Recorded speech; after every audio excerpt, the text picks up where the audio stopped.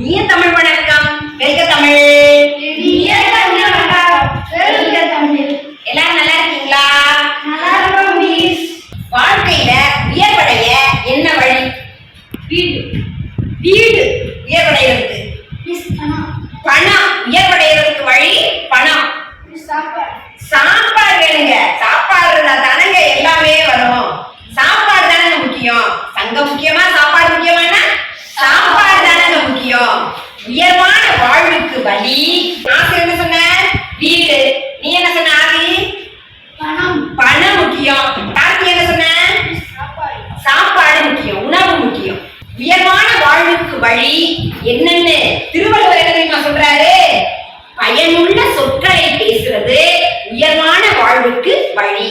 பயனற்ற சொற்களை பேசாம இருக்கிறது உயர்வான வாழ்வுக்கு வழி அப்படின்னு சொல்றாரு.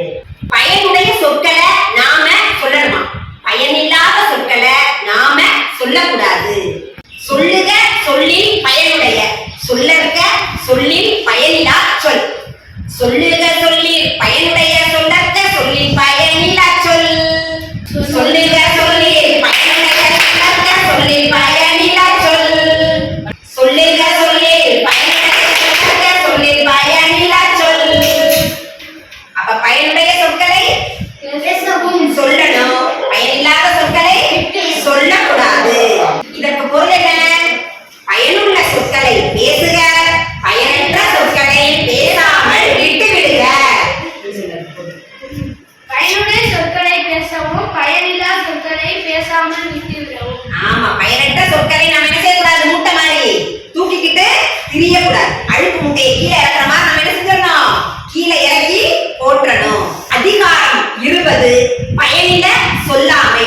குறள் எண் 200. சொல்லுக சொல்லில் பயனுடைய, சொல்லற்க சொல்லில் பயனில்லா சொல். நன்றி, வணக்கம். நன்றி.